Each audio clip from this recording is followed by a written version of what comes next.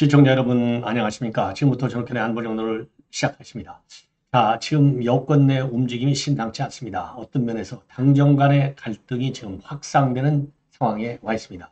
자, 여러분들께서도 굉장히 걱정이 많으실 텐데요. 우리 이제 우파에 있는 우리 국민 모두도 다 걱정이다. 왜 그러냐면 이미 우리가 이제 한번 홍역을 치른 바 있잖아요. 자, 홍역을 치르다가 그 당시 이제 서천에서 이 화재가 발생하는 바람에 이 가까스로 봉합이 된 바 있어요. 자, 그런데 지금 여러분들 잘 아시다시피 어제서부터 이제 이종섭 그다음에 이제 황상무 이 두 건을 가지고 지금 이제 의견이 다르다 이렇게 지금 나와 있는 상황이었는데요. 비례대표 공천 문제를 두고서 갈등이 이제 폭발하는 국면으로 더 나오고 있다. 그래서 지금 이제 이 당정 간의 전면전으로 비화되는 것이 아니냐라는 우려가 나오고 있는데요. 자, 그 우려의 결정적인 계기는 지금 이철규 의원 공관위원으로 되어 있죠. 이철규 의원이 비례대표 이거 잘못됐어. 지역구 대표 지역구 공천도 잘못됐어.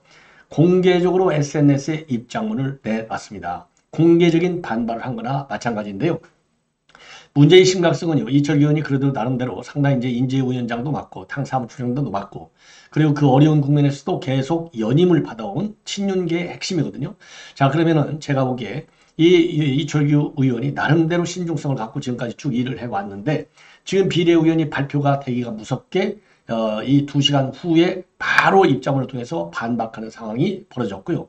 그리고 비례대표 의원과 관련해서는 교체를 요구하는데 지금 최종적으로 후보 이 등록일까지 시간이 남아있으니 조치를 취하라.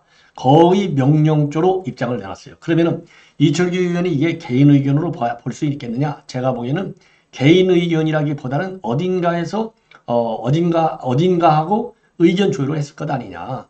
이철규 의원이 이렇게 반발을 한다. 그러면은요, 이거는 바로 한동훈 위원장에 대한 반발로 보여요. 왜 그러느냐.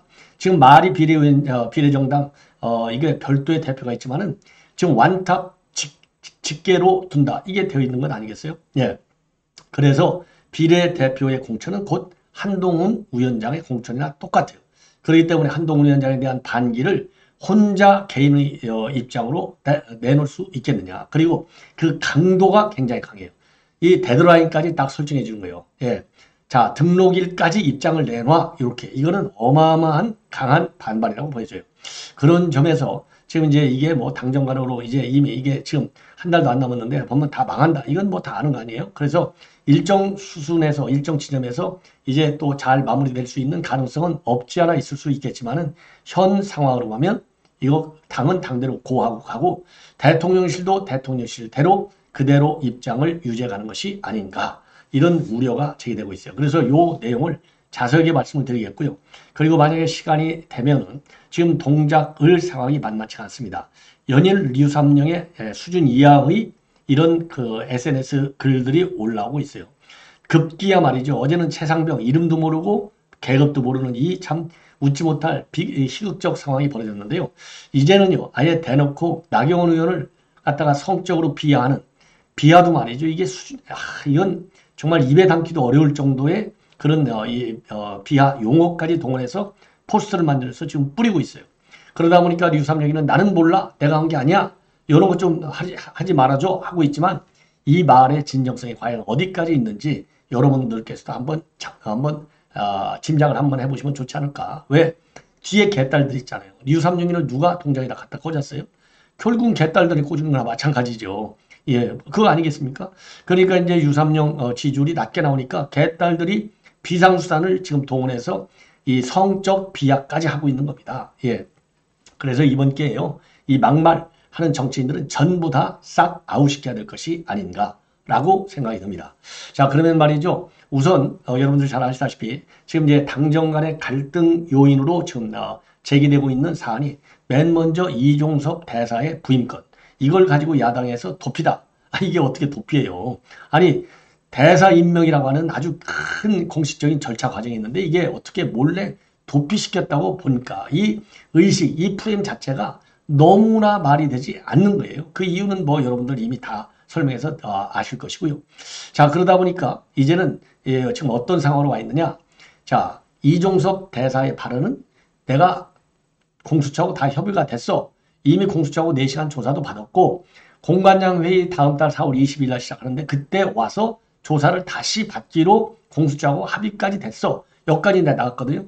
그랬더니 공수처가 말이죠. 바로 그리고 대통령실도 그런 기조하에 오늘 아침에 8시 52분에 이제 입장문을 내놨어요. 그랬더니 한 10시 반쯤에 공수처가 바로 반박했습니다.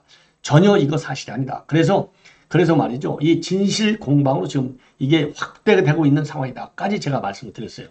자, 그런데 여기에 대해서 이제 대통령실은 도피도 아니고 그리고 조기 귀국한들 조기 귀국하고 대사가 말이지 서울에서 할 일도 없이 무작정 공수처 소환 조사를 기다리고 있다는 것이 말이나 되느냐? 이것도 일리가 있어요. 왜냐하면 대사라고 하는 아주 고위 공직을 갖다가 임무 수행을 하라고 대사를 임명한 거지 서울에서 공수처 조사받는 시간 기다리라고 호텔방에 앉아 있으라고 임명한 게 아니잖아요.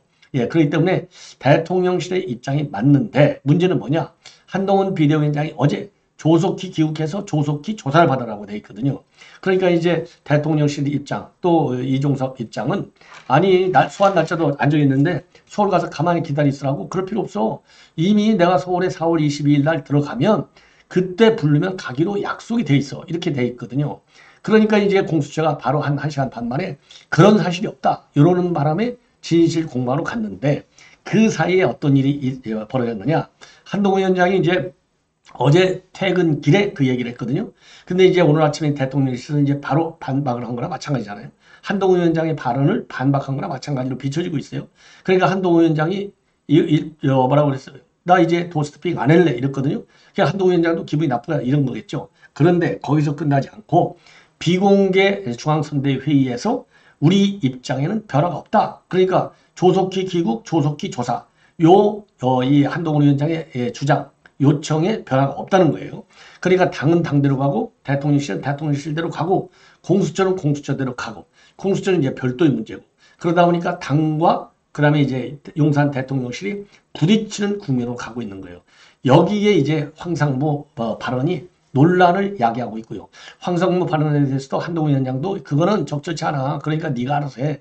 그래 네가 알아서 하는 얘기는 네가 적절치 않은 발언했으니까 네가 결자해 네가 사표내고 집에 가야지. 딱 요 얘기거든요. 근데 대통령실 얘기는 대통령도 이게 사직할 문제가 아니다. 거기까지는 아니고 더군다나 이 황상무가 사과의 입장을 표명했으니까 그걸로 마무리 짓자. 이렇게 돼 있는 거예요. 그런데 내내 이 황상무라든가 이종섭과 관련해서 우리 입장에는 변화가 없다가 이 한동훈 위원장의 비공개 회의 발언이라는 겁니다. 이게 사실이라면 그래서 이제 우려가 제기되고 있는데 자 여기에 지금 기름을 부은 게 바로 이철규 의원의 입장문이 되겠습니다. 한마디로 해서 이철규 의원의 주장은요. 첫째, 비례대표를 2번씩 하지 않는 것이 관련돼 이게 깨졌다. 그리고 듣보자 이름도 숨도 모르는 사람 둘이나 이 당선권 안에 들어가 있는데 이게 전부 친한계 인사들이다. 그리고 호남에서 대표적으로 그야말로 문정부와의 투쟁을 위해서 노력한 인물이 당선권 밖으로 밀려나고 그 안쪽으로 좀 덜 고생한 사람이 호남권 인사가 들어와 있다. 그리고 이제 호남권 인물들이 거의 당선권에 배치되지 않고 당선권 밖으로 밀려나 있다. 자, 이게 이제 지금 이철규 의원의 비판이에요. 그리고 지역구 대표도 자, 이거는 석동현을 얘기하고 하나는 장해찬이를 얘기한 겁니다. 이 사람들도 다 나가 떨어졌다. 이런 점을 지적하고 나섰어요. 자, 그러니까 이게 굉장히 사안 자체가 민감하고 그렇기 때문에 이철규 혼자서 이런 것을 공개적으로 만천하에 드러냈고 반박하고 반박하는 거. 이거는 제가 보기에는 상식적으로요. 조직사회에서 있을 수 없는 일이다. 뒷배가 누구 있다고 이렇게 볼 수밖에 없어요. 예.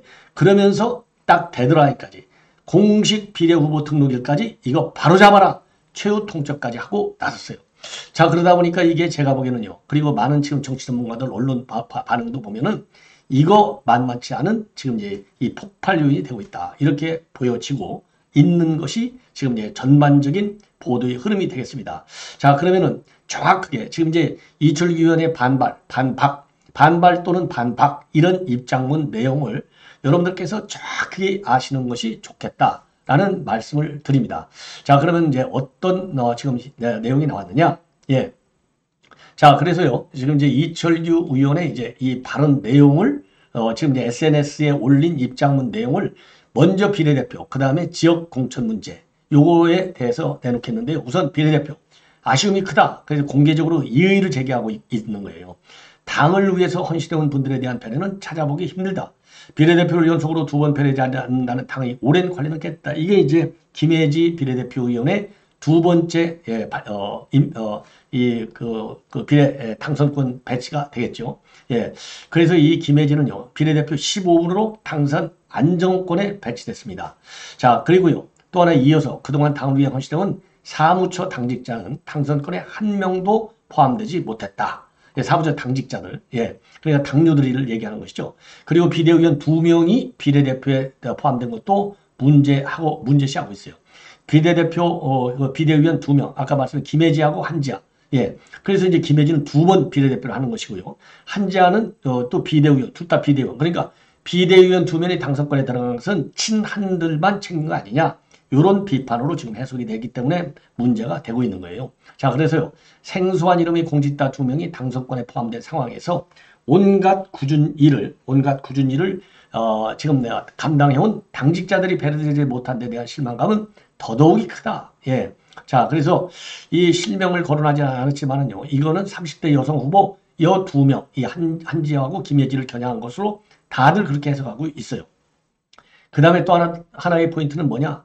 호남이라는 험지에서 보수의 가치를 들고 헌신해온 호남에 기반을 둔 정치인들의 배제와 후순의 배치도 실망의 크기가 작지 않다. 예, 그래서 요 얘기는요, 주기환 전 광주시장 시당 위원장이 24번에 배치된 거를 지적하고 있어요. 24번은 당선이 어렵다는 거죠. 그러니까 주기환 위원장 바로 비례대표 후보를 사퇴했습니다. 그 다음에 22번에 배치된 김호하진 전 전남도당 위원장.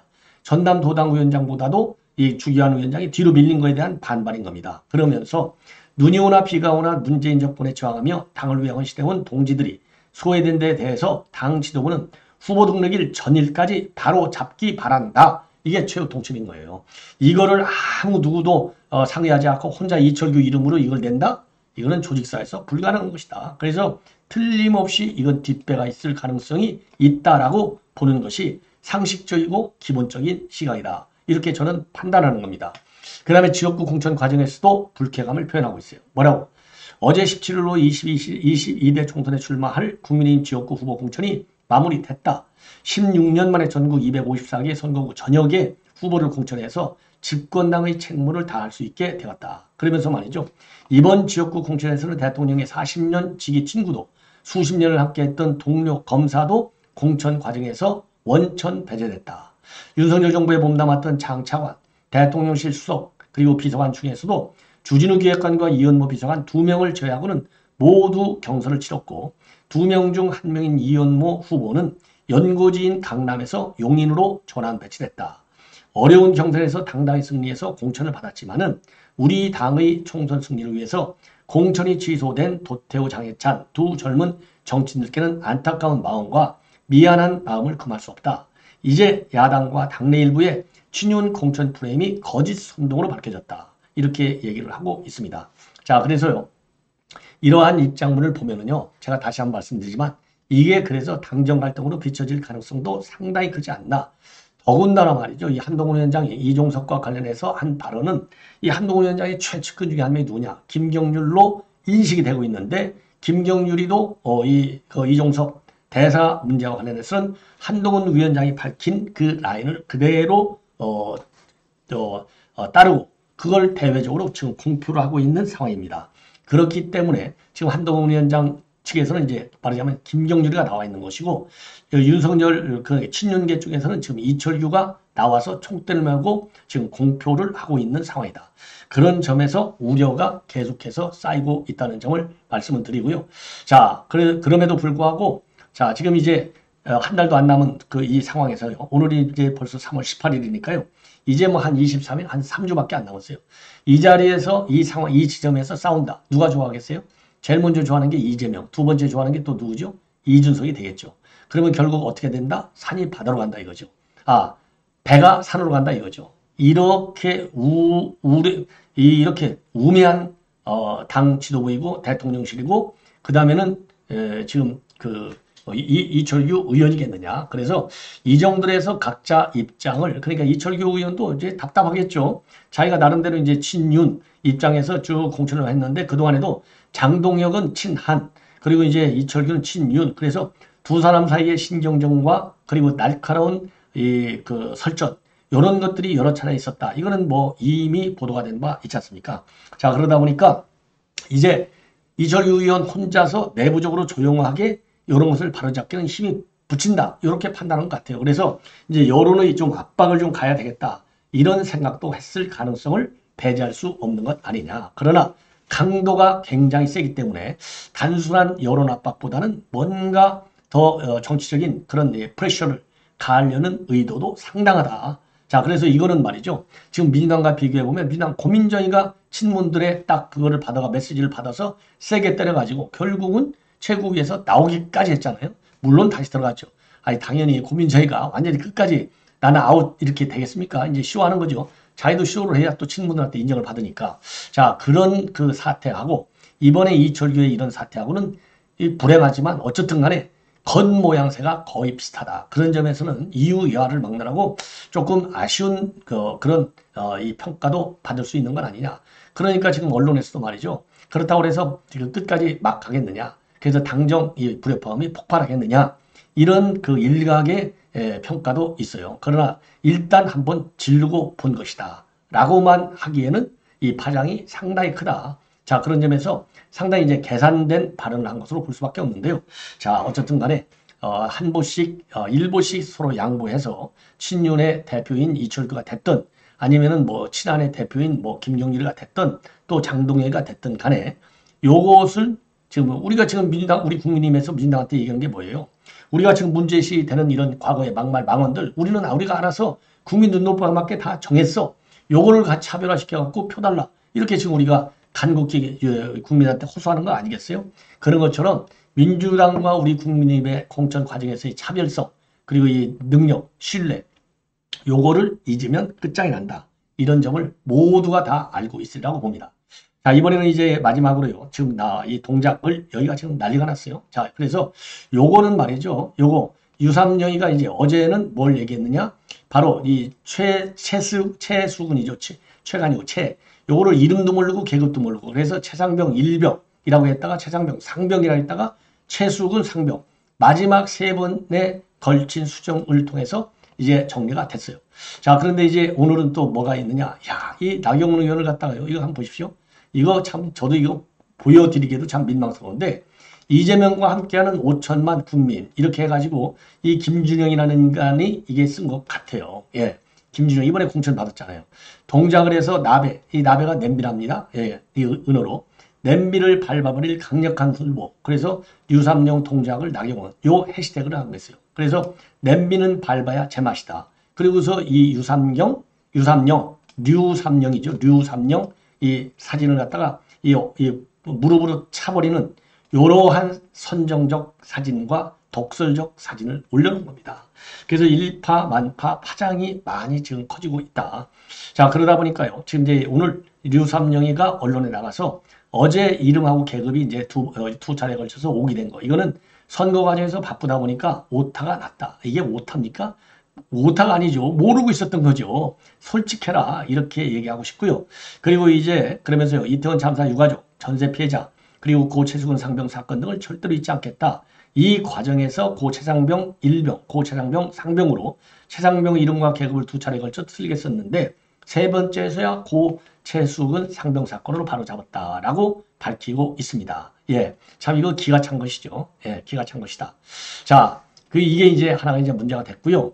그 다음에 이제 오늘 문제가 된 것은 바로 아까 말씀드린 대로 이 나경원 이 비하, 그야말로 성적인 비하 발언이 되겠습니다. 요거는요, 어떤 경우에도 그 용납을 받을 수 없다고 지금 봅니다. 예.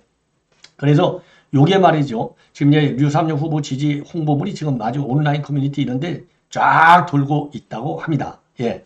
자, 이게 돌고 있는데, 이게 돌다 보니까 지금 SNS상에서도, 야, 이건 너무한 거 아니냐? 예.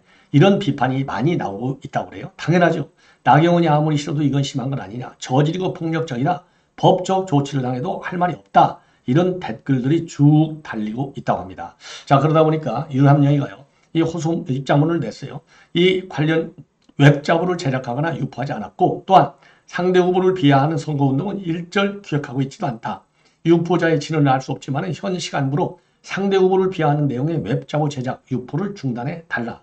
이렇게 입장을 밝혔습니다. 자, 버스는 이미 출발했다.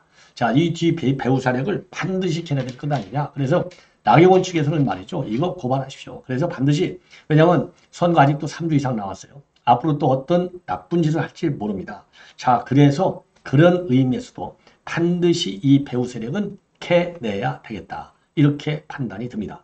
그리고 지금 막 보도가 됐는데요. 지금 이제 비례대표 조국이 발표를 했습니다. 그래서요. 비례대표 본래 1번은 여성이고 2번이 남성이거든요. 그래서 조국이 2번 당선 완전 안정권으로 들어갔고요. 그 다음에 박은정 전 법무부 감찰 담당관도 완전 당선권 1번으로 들어갔습니다. 자, 그래서 20명을 대상으로 온라인 투표를 통해서 이제 정해졌다고 하고요. 그리고 3번은요. 이혜민 전 미국 구글 본사 시니어 프로젝트 매니저, 4번은 신장식 변호사, 5번은 김선민 전 건강보험심사평가 원장이 뽑혔고요. 6번에 김준형 전 국립외교원장, 7번은 김재원 가수 리아, 백제예술대 겸임교수, 그 다음에 8번이 황운하. 8번 이거 안 될 수도 있을 것 같은데요. 9번은 정춘생 전 대통령 비서실 여성가족비서관, 10번은 차규근 법무부 출입국 관리본부장이 추천이 됐습니다. 자, 그리고요, 조국은요, 오늘 이 장윤선의 취재 편의점에 출연했어요. 유튜브 방송. 도덕적 겸양을 떨지 않겠다라고 결심을 했습니다. 자, 그리고요, 조국이가 비례대표 순번 후순위에 배치되는 것이 전략적으로 당에 유리한 거 아니냐, 이런 다수 의견에도 불구하고 전날 오디션에서 자신을 압도적 1위로 만들어달라고 호소한 이유가 뭐냐는 이런 질문에 대해서요. 일단은 제가 정치인이 됐기 때문에 선한 권력의지를 공개적으로 펼쳐야 된다고 생각한다. 이런 입장을 내놨고요. 제가 단순히 비례 국회의원이 되는 것이 아니다. 40 총선 이후에도 조국 혁신당이 존재할 텐데 장내 지도력을 확보하는 문제도 있다. 제가 압도적 지지를 받아야 국회 안에서도 더 강하게 활동할 수 있을 것 같고 당내 지도력을 확보할 수 있을 것 같아서 그런 표현을 썼다. 이렇게 얘기하고 있는데요. 야, 참 이거 역풍을 맞아야 됩니다. 역풍. 야, 그런데 또 문제가 있네요. 이거를 또 안 찍어주면 또 민주당을 더 많이 찍겠죠. 이 민주 진영에서. 자, 그래서 끝까지 말이죠. 우리 국민의힘에서는 최선의 노력을 다해서 비례대표든 지역구든 간에 우리 국민의힘이 압도적으로 당선돼야 되는데 참 큰일 났다. 이런 말씀을 드리고, 그리고 11번에는요. 강경수 전 대통령 직속 국가교육회의 본회의 의원, 그리고 12번에는 박원순 측근 서왕진 전 서울연구원장, 그리고 13번은 백선희 전 대통령 직속 저출산고령사회위원회 정책운영위원이 배정이 됐습니다. 그리고 14번에는 김형현 전 법제처장, 15번에는 이수균 고려대 교수, 16번에는 정상진 영화수입배급사협회 회장, 그리고 17번에는 남지은 문화유산회복재단 연구원, 그리고 18번에는 서용선 전 의정부 여중교사, 그리고 19번에는 양소영 작가, 그리고 20번에는 신상훈 전남도의원이 배정을 받았습니다. 자, 시청자 여러분, 이렇게 해서 본 방송은 마치겠습니다. 계속되는 저희 방송 여러분들의 많은 시청을 부탁드립니다. 대단히 고맙습니다.